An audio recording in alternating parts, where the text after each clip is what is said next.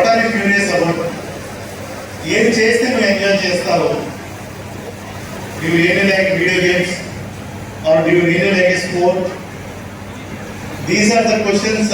Are even స్టడీస్లో ఏ subject నీకు ఇష్టం? ఇలాంటి క్వశ్చన్స్ మనం అడగాలి. అంతేకాని ఏం అవుతావు అన్నప్పుడు మనము ఆ స్టూడెంట్ని కానీ ఆ చిన్నపిల్లవాడిని మనం పెట్టినప్పుడు అక్కడే స్టార్ట్ అవుతుంది. నాకు తెలిసి ఇన్ మై జనరేషన్ కానీ maybe sir generation I had different ideas. What should I do, which side of career బాగుంటుంది. In fact I actually liked astrophysics. I always wanted to go to engineering, do astrophysics. I really wanted to end up either in ISRO or NASA when I was in 7th and 8th. But unfortunately, again fortunately, my brother, who is also a doctor, soon after my 10th standard, who so and so college lo first year BPC join అయిపోతున్నావు అంతే. So there was no other choice also given to me. Because he was already successful doctor by then, he was in 2nd or 3rd year of MBBS. So I did not even resist. I told him, okay, Sudham, let us see. So of course, middle of MBBS, I thought I should change my career path, and then again I changed. So that is a different story. Why I am trying to tell this is, parents should not put lot of undue pressure on the students.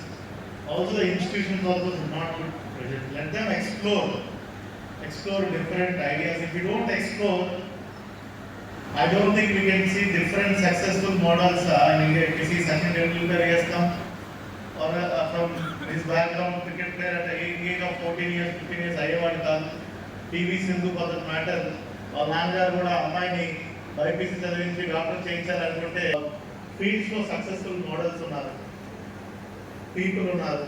So పిల్లల్ని మనం పెంచకూడదండి. తల్లిదండ్రులు వాళ్ళని పెరగని వారు, నేను చాలాసార్లు చెప్తా ఉంటాను, మనం వాళ్ళని కూర్చోబెట్టి పెంచుతూ ఉంటాం.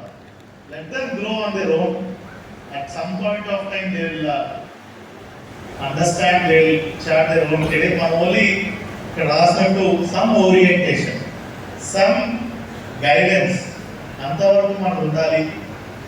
ఎస్పెషల్లీ ఆంధ్రాలో అంటే డైవర్సిఫికేషన్ అనేది +1 +2 ఇంటర్మీడియట్లో రావట్లేదు.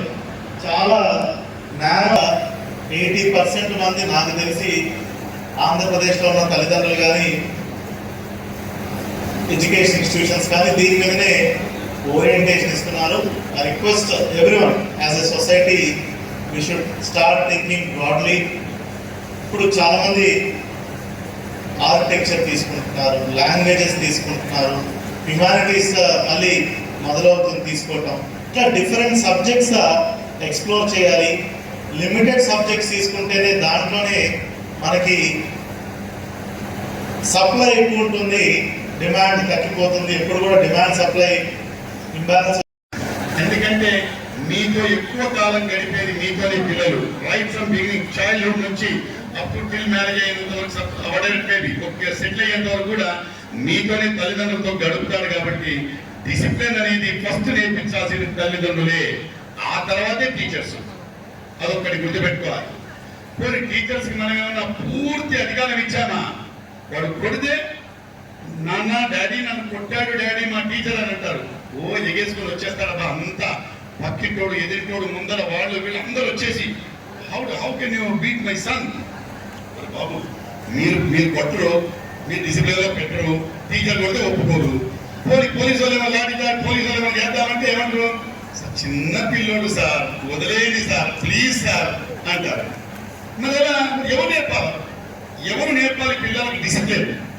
తల్లిదండ్రులు నేర్పారు. ఎందుకంటే వాడు అడుగుతాడు, వాడు అడిగి అన్నం తినలేదు అబ్బాబాబాబాబా మొత్తము కరిగిపోయి రానా నా బుజ్జి కన్నా అంట అని చెప్పి వాడికి ఏదైతే సెల్ ఫోన్, మోటార్ సైకిల్, ఇంకేదో ఎక్సెప్ట్ వాట్ ఎవర్ రిక్వెస్ట్ ఇచ్చేద్దాను, ఇంకా నెక్స్ట్ మంత్ కొనేస్తాను అని చెప్పి హామీల వర్షం ఇచ్చేస్తారు.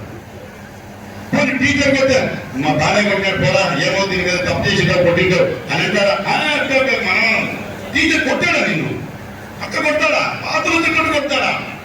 అని చెప్పి మొత్తం ఊరు వాడ వేసుకొని వచ్చి ఇన్స్టిట్యూషన్కి వచ్చేది, ఒకటి లెక్చరర్ దగ్గర టీచర్ దగ్గరకు వచ్చేది. మమ్మల్ని ఎంత కొడతారండి, you should say sorry to the teacher అని అంటారు. ఇక టీచరు